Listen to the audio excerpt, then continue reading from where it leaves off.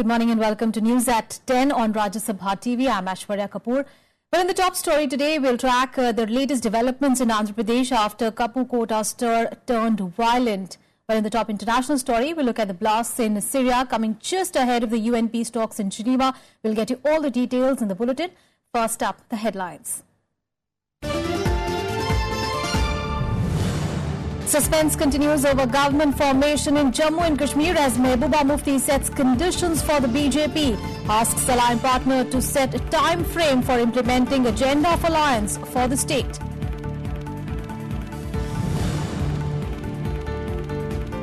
Protest for quota by Kapu community in Andhra Pradesh turns violent. 15 policemen injured in an attack on police vehicles and train. Chief Minister assures he's committed to the promise of reservation. Vice President Mohammad Hamid Ansari to take forward India's Act East policy to begin 5-day official tour of Brunei and Thailand today.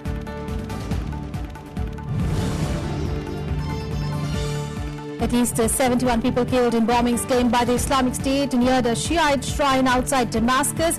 Attack even as UN-sponsored peace talks attempt to break deadlock in Geneva.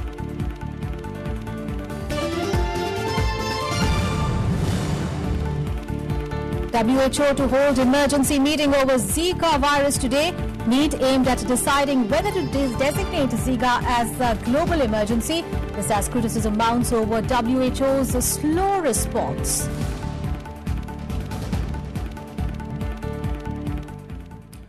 Well, first news coming in from Jammu and Kashmir. Well, it's been more than 3 weeks since the demise of J&K Chief Minister Mufti Mohammad Saeed, but uncertainty over the government formation in the state continues. Now, the PDP seems to be in no hurry to form the government in the state in alliance with the BJP. And to make matters worse for the Saffron Party, the PDP has now spelled out conditions for government formation, a time-bound exercise following the agenda of alliance. Hardening its stance over government formation in Jammu and Kashmir, the PDP has sought clear and definite assurances on tricky issues from alliance partner the BJP. Party President Mehbooba Mufti presided over a 4-hour-long meeting with party leaders on Sunday, wherein it was decided that a decision on government formation will be taken only after the party is convinced by the BJP on implementing the agenda of alliance. Mehbooba Mufti will take a call, surely, on the basis of the agenda of alliance. Once she is convinced and the party is convinced that the trust reposed by us in the entire country through that document is reciprocated. For the first time since the death of her father, Mufti Mohammad Saeed, Mehbooba Mufti broke her silence, spelling out her condition for government formation in Jammu and Kashmir. In the meeting on Sunday, Mufti is learned to have expressed displeasure over the little movement forward on implementation of political and economic initiatives by the centre, despite her father taking the courageous although unpopular decision of aligning with the BJP. She also told party workers that the purpose of the alliance was not limited to government formation, but to take Jammu and Kashmir out of trouble that it was faced for most part of its history. The party's stand further pushed the state into uncertainty as it has been under governor's rule since the death of former Chief Minister Mufti Mohammad Saeed on January 7. Bureau Report, Rajya Sabha TV. And a big story coming in from down south where there were violent protests in East Godavari district of Andhra Pradesh where the Kapu community was protesting, demanding reservation under the backward class category. Now, train coaches were burnt and police vehicles and a station was attacked. Meanwhile, the Chief Minister, Chandrababu Naidu, has assured that he is committed to the reservation to that community. Protests by the Kapu community in Andhra Pradesh turning violent. Thousands of protesters gathered in Tuni town in East Godavari district to demand their inclusion in the list of backward classes. Agitators going on a rampage, setting 4 coaches of the Ratnachal Express on fire at the Tuni station. They also blocked National Highway 16 in East Godavari district.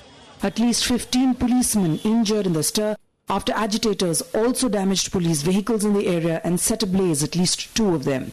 While conducting the meeting, one Mudragada Padmanabham is a Kapu leader and he is also ex-MP.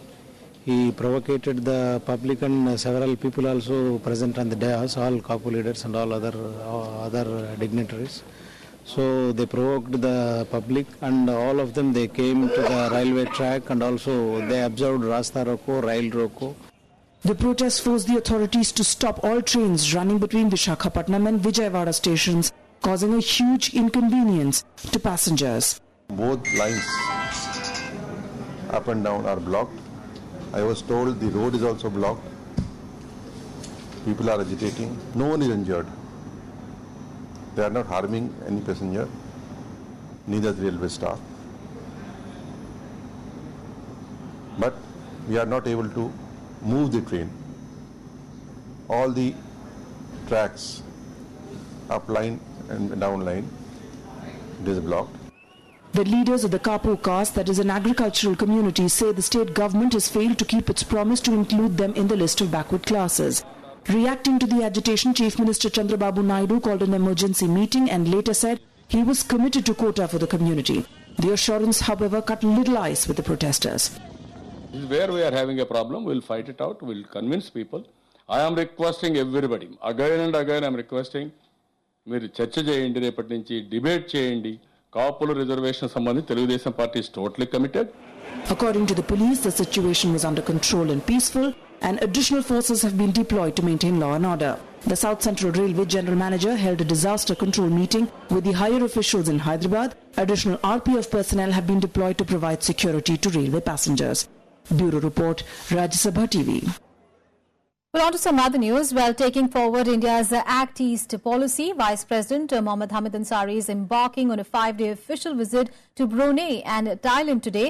Well, the goal is not only to increase two-way investment opportunities with both the important South Asian nations, but also to create a convergence of views and increase political cooperation on regional and global issues. Vice President Mohammad Hamid Ansari will be in Brunei Darussalam between 1st and 3rd of February. In Darussalam, the Vice President will meet Haji Al Muhtadi Billah, the Crown Prince Haji Hassan Al Bolkiah, the Sultan of Brunei. He will also address the Indian community. We will discuss a number of issues of bilateral, regional and multilateral significance and also hold discussions on cooperation in sectors such as civil aviation, space, trade and investment, besides hydrocarbons, information and communication, etc. A couple of MOUs that we are expected to sign are related to the field of health and defense cooperation. The Vice President will also visit Thailand from 3rd to 5th of February. In capital Bangkok, he will meet Prime Minister General Prayut Chan-o-cha and also have an audience with Princess Mahachakri Sirindhon, who is a scholar in Sanskrit language. We have an expanding relationship in the field of security cooperation in defense, education and science and technology and people-to-people contacts. In 2015, more than 1 million Indian tourists visited Thailand and over 100,000 Thai tourists visited India. This is a growing area of cooperation. So we look forward to discussions on various issues pertaining to our relationship. The Vice President's visit is important in the face of diversifying India's hydrocarbon needs and strategic goals. It's also important in the matter of anti-terror collaboration and checking organized crime like drug trafficking. Akhilesh Suman's report for Rajya Sabha TV. Bye everyone. And the Reserve Bank will announce its sixth bi-monthly monetary policy review on Tuesday before presentation of the union budget amid clamour for rate cut to give a boost to the economy. Experts, however, say that the Apex Bank may keep the rates unchanged and possibly watch out for the budget for a clear roadmap on key macroeconomic parameters. As inflation has inched upwards, RBI may keep interest rates unchanged in the upcoming monetary policy review on Tuesday. WPI as well as retail inflation have risen. In December, WPI-based inflation stood at minus 0.73%, while retail inflation was at 5.61%. Experts say while RBI may maintain status quo, it is likely to adopt an accommodative stance. I don't feel very optimistic for any further reduction. But the problem is industrial production has gone down. Though it is a month-to-month figure, nevertheless, the call of the time is that it should go up. Any reduction and more so, this situation having no hope to me for interest rate reduction. Industrial production plunged to an over 4-year low, contracting 3.2% in November, raising expectations of corporate India for a rate cut. However, industry chambers voiced the need for banks to transmit the lower interest rate to borrowers to revive demand and kickstart the investment cycle. The RBI has cut earlier the interest rates, but that has not been passed on to the consumers.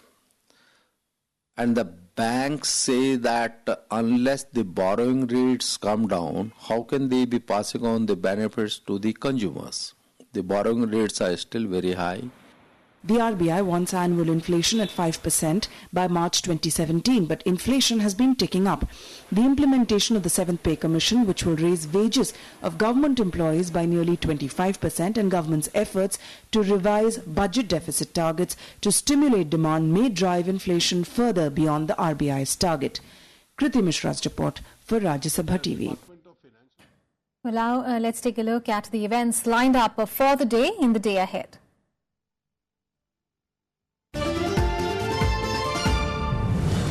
The Press Information Bureau will hold a meeting between cabinet ministers and top editors in Jaipur today and tomorrow. The event will discuss policies in the social sectors and infrastructure development in the country and will strategize, seek views and suggestions from participants on the need for improvement in these sectors. Union Ministers Maneka Gandhi, Najma Heptullah and JP Nadda will be attending the event. Bihar Chief Minister Nitish Kumar is set to resume from today his popular Janta Darbar after a long break to listen to people's grievances. The Darbar was discontinued last year in view of the Model Code of Conduct for the Assembly polls.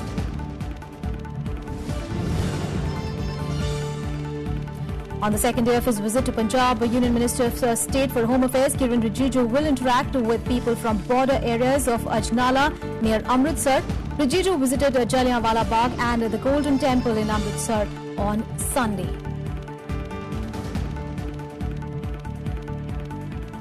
Now to the other big developing story. Now will the Supreme Court will hear the Congress's plea against the President's rule in Arunachal Pradesh.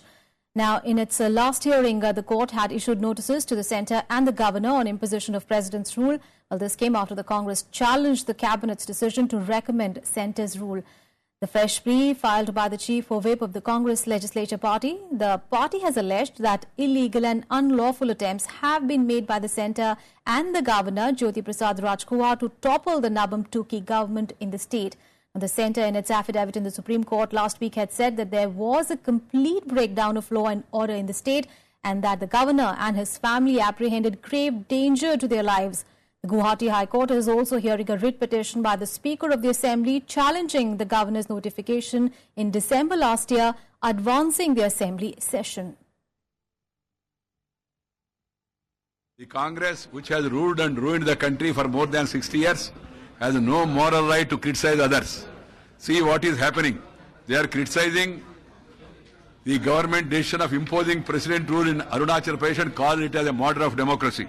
Congress party has imposed President rule 100 times, more than 100 times. That means, have you committed 100 murders? Let the Congress explain. ये FIR करके एक chief minister को निकाल के एक party को बदनाम करके अगर वो अपना गवर्नमेंट लाना चाहते हैं तो ये इससे बुरा कोई मार्ग नहीं हो सकता. Well, we'll be tracking all those developments in Arunachal Pradesh very, very closely. But right now, we'll take a very short break. We'll be back with more news. Stay tuned.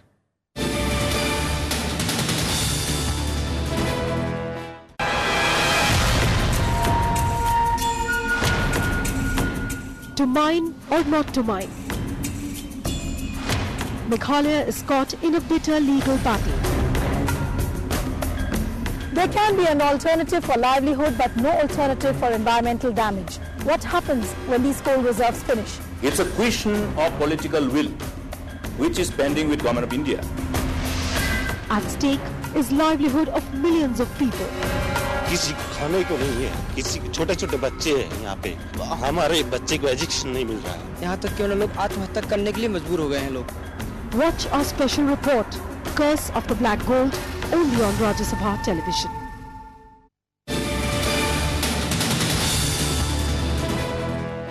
Welcome back. Now, the Congress party is likely to convene a meeting of opposition leaders ahead of the budget session of Parliament.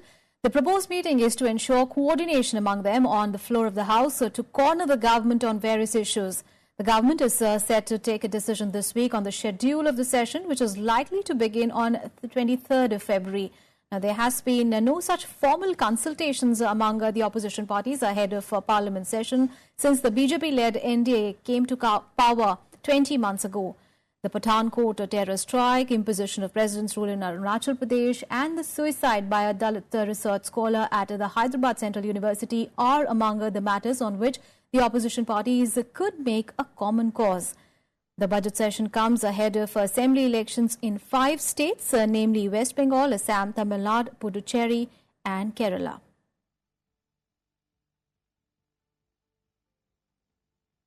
And Nepal Army Chief General Rajendra Chhetri will begin his 6th official visit to India from today on the invitation of his Indian counterpart, General Dalbir Singh Suhag.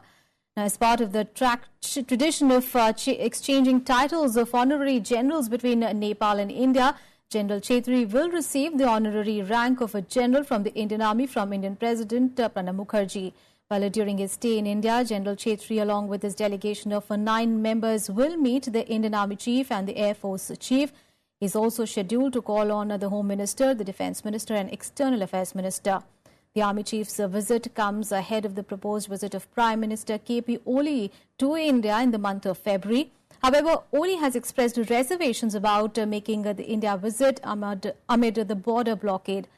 Well, this will be General Chhetri's first trip abroad since assuming command of the country's military in September last year. Meanwhile, Afghanistan's Chief Executive Officer Abdullah arrived in New Delhi on Sunday for a 5-day visit. Well, Abdullah, the head of the Council of Ministers, will hold talks with Prime Minister Narendra Modi and other leaders and also discuss the key regional and bilateral issues, including security cooperation. Abdullah is scheduled to meet Prime Minister Narendra Modi today. The Afghan CEO is also due to attend a conference on counter-terrorism in India's pink city, Jaipur, on Tuesday. India and Afghanistan share a strong relationship. India has played a significant role in the reconstruction and rehabilitation of that country. According to Foreign Ministry, India's extensive developmental assistance program for Afghanistan now stands at around $2 billion. And on to the other big international story. The World Health Organization is holding an emergency meeting today to advise on international response to the Zika virus. Well, this meet is being called in wake of rising number of people infected by the virus. The WHO committee will decide whether to designate the mosquito-borne virus, which has been linked to serious birth defects in children, a global medical emergency and meriting immediate coordinated international action. The WHO has faced criticism that it has been slow to act. Health experts say that the Zika virus could be a bigger global threat than Ebola. The WHO had last week said that the virus is spreading explosively and that a total of 4 million people worldwide could be infected this year. The maximum number of cases have been reported from Brazil, followed by Colombia.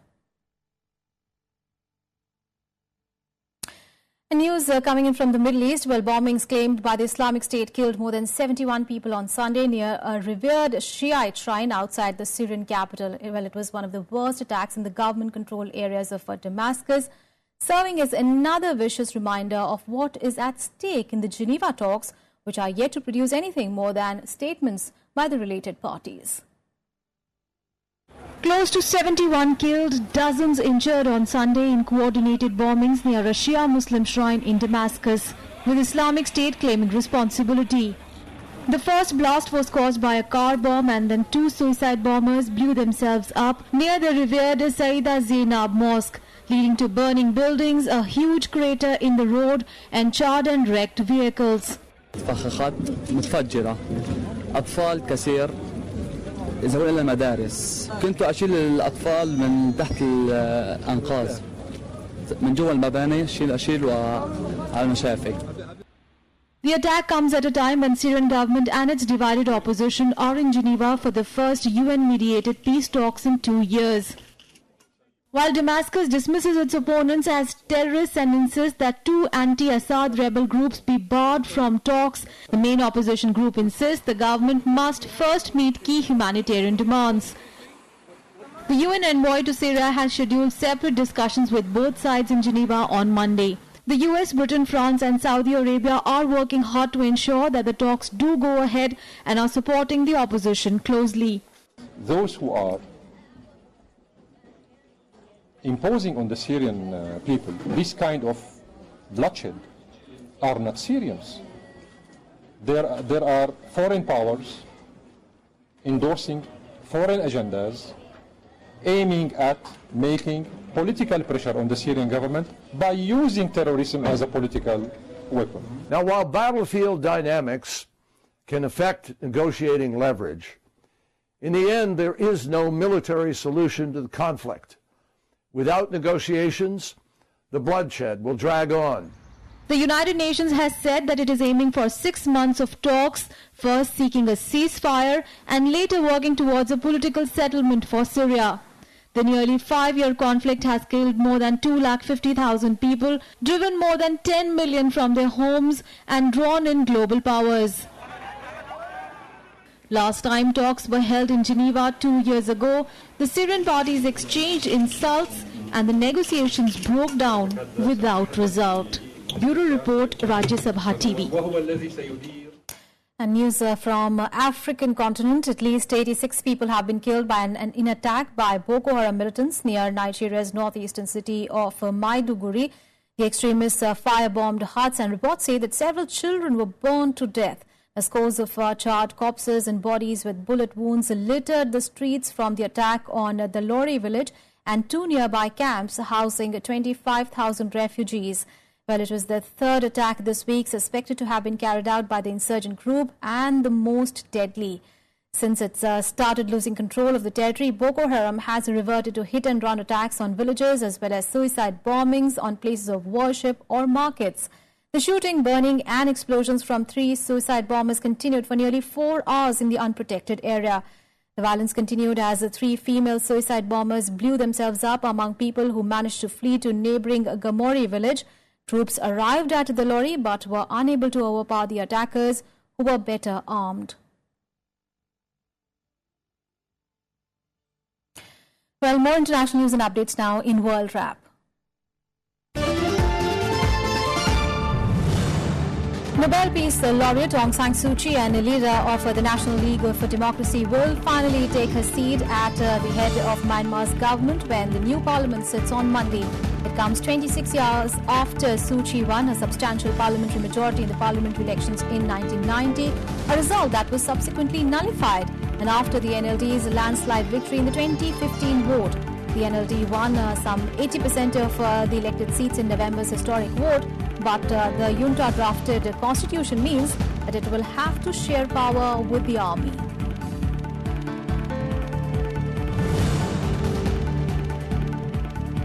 A stricken cargo ship is heading towards the French coast. The 164-meter-long Modern Express has been drifting towards the coast after a malfunction. Its crew was evacuated by helicopter last week, but it is transporting 3,600 tons of wood along with construction machinery from Gabon to France.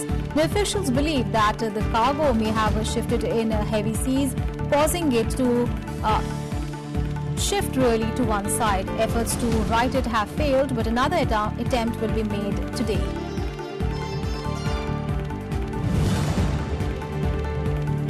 No deal has been finalized between British Prime Minister David Cameron and European Union President Donald Tusk in talks to agree changes to Britain's membership of the bloc.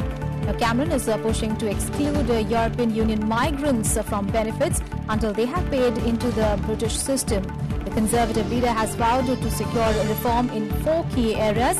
An early deal could allow Cameron to call a referendum on the UK's EU membership before the summer this year.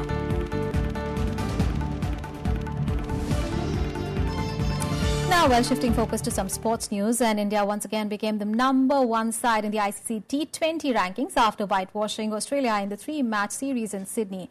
In the third T20, India chased a mammoth target of 197 runs posted by Australia in the last ball thrilling encounter. Well, Virat Kohli was adjudged the man of the series for his spectacular performance in all the 3 matches.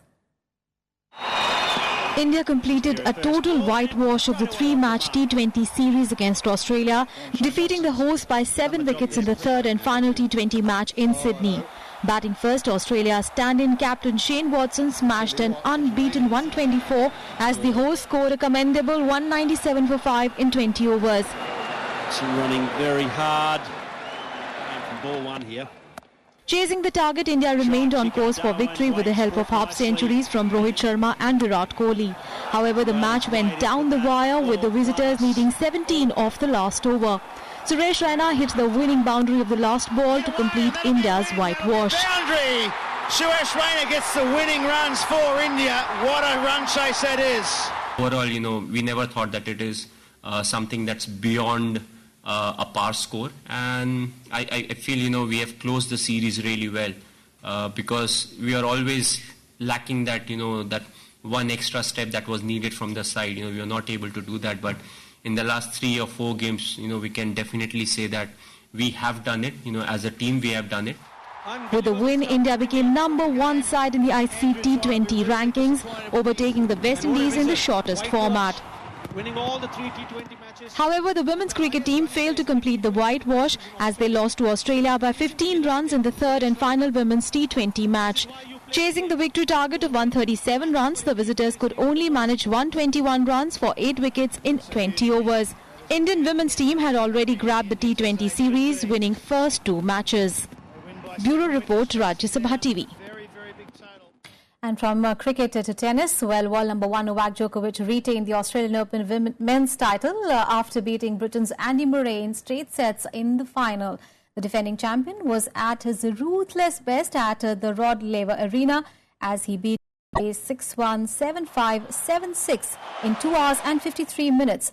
After being thrashed in the first set, Murray fought hard in the next 2, but he fell short of making a comeback as he was condemned to a 5th final defeat at the Australian Open. Well, with the win, Djokovic equalled Roy Emerson's record of 6 Australian Open singles titles. The Serb also drew level with the tennis greats John Borg and Rod Laver on 11 Grand Slam titles. Djokovic has now won 4 of the last 5 major tournaments, including the last 3 in a row. And he will try to complete his career Grand Slam with the first French Open title in the month of June. So Roy Emerson, who is not here with us tonight, but we miss him. We miss you, Roy. It's a great to equal and even and match the record of 6 Australian Opens as one of the greatest players to ever play this game. Well, what a game and what a player. Well, that's in this edition of News at 10, but news and updates continue on your channel. Thanks for watching.